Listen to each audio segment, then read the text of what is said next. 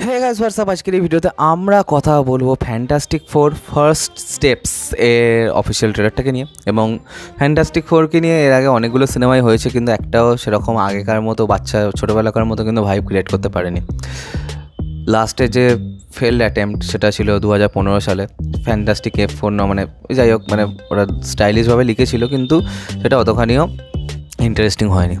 এবার চলো দেখি যে নতুন ফ্যান্টাস্টিক ফোরের টিমটাকে কেমন লাগছে। এখানে মিস্টার ফ্যান্টাস্টিকের চরিত্রে অভিনয় করছেন পেদ্রো পাস্কাল, এবং অন্যদিকে সুজান স্টর্ম হয়েছেন ভ্যানেসা কার্বি। এর আগে কিন্তু জন ক্রাসিনস্কি এবং এমিলি ব্লান্টকে নেওয়ার খুব ওরা একটা পরিকল্পনা করেছিল, কিন্তু ওনারা কিন্তু পুরোপুরি নাকচ করে দিয়েছিলেন।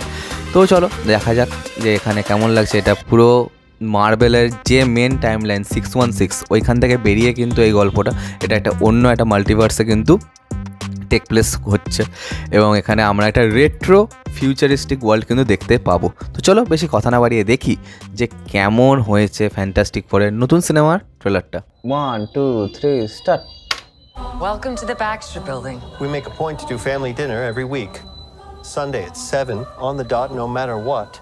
We're all here. Herbie, how's that sauce coming? না মার্বেল ফিল্ম লেখাটা এবার পাল্টে দিয়েছে। Okay. দাঁতের ডিজাইনটা মোটামুটি ভালোই লাগছে, আমার তো ইন্টারেস্টিং লাগছে, মানে পুরো রেখেছে। T-5. Before we went up the first time, Ben wasn't a rock. The best pilot in the world right here. Yeah. Best looking, he means. And Johnny never caught fire. Ben has always been a rock. Johnny is Johnny. Hi. And I am right here. Whatever life throws at us.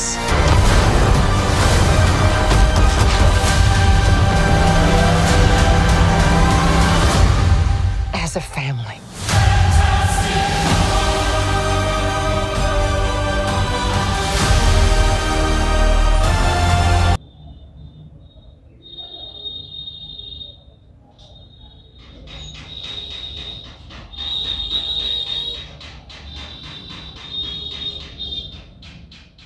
তো দেখো trailer তো দেখা হলো এবং আমার বেশ ভালোই লেগেছে। আমি এটা একবার বলবো না যে আমার ট্রেলারটা খারাপ লেগেছে, এবং এখানে কোথাও না কোথাও একটা ফ্যামিলি ইমোশন কিন্তু খুব ভালো করে কাজ করে।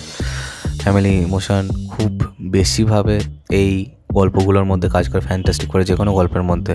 এখানে কিন্তু আমরা গ্যালাক্টাসকে কোনোভাবেই দেখতে পাইনি, কারণ গ্যালাক্টাসই কিন্তু এই ফ্যান্টাস্টিক ফোরের মেন ভিলেন। এবং অন্যদিকে আমার কাছে পেদ্রো পাস্কালকে খুবই পছন্দ হয়, খুবই ভালো অভিনেতা তিনি, তার কাজও আমার বেশ ভালো লাগে। এক্ষেত্রেও তার অন্যতা কিন্তু হয়নি। এবং অন্যদিকে আমি যদি দেখি যে ভ্যানেসা কার্বিকে কিন্তু এখানে বেশি স্পেস দেওয়া হয়েছে, এবং তাকে কিন্তু বেশি ভালো ভালো মোমেন্টস এবং ভালো ভালো ডায়লগস দেওয়া হয়েছে, ঠিক আছে।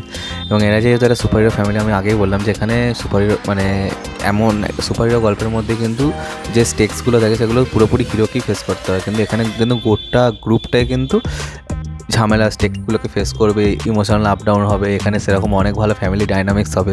তো বেসিক্যালি এটা কি বলবো, মানে একটা ফ্যামিলি ড্রামাও বলা যায় যদি আমরা দেখি ভালো করে। এটা কিন্তু ফ্যামিলি ড্রামা বললে ভুল কিন্তু কিছু হবে না। এবং অন্যদিকে এটা একটা সুপারহিরো সিনেমা তো বটেই, এখানে অ্যাকশন ফ্যাকশন ইত্যাদি থাকবে। দ্য থিং এর যে ডিজাইনটা সেটা কিন্তু আমার বেশ ভালো লেগেছে, খুব কমিক অ্যাকুরেট মনে হচ্ছে, এবং তার ভুরুও দিয়েছে কিন্তু দ্য থিংয়ের ডিজাইনটার মধ্যে, তো সেটা কিন্তু বেশ ভালো।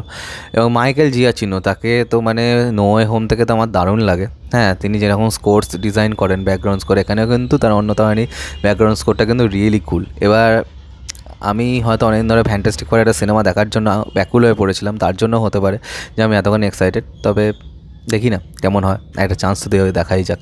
তো চলো আজকে আমাদের ভিডিওটা এখানে শেষ করলাম। কমেন্ট করে জানাও যে তোমাদের কেমন লেগেছে এই সিনেমার ফার্স্ট টিজারটা, আর সাবস্ক্রাইবটা প্লিজ করে দেবে, তো আমার সাথে তোমাদের আবার দেখা হয়। Bye bye.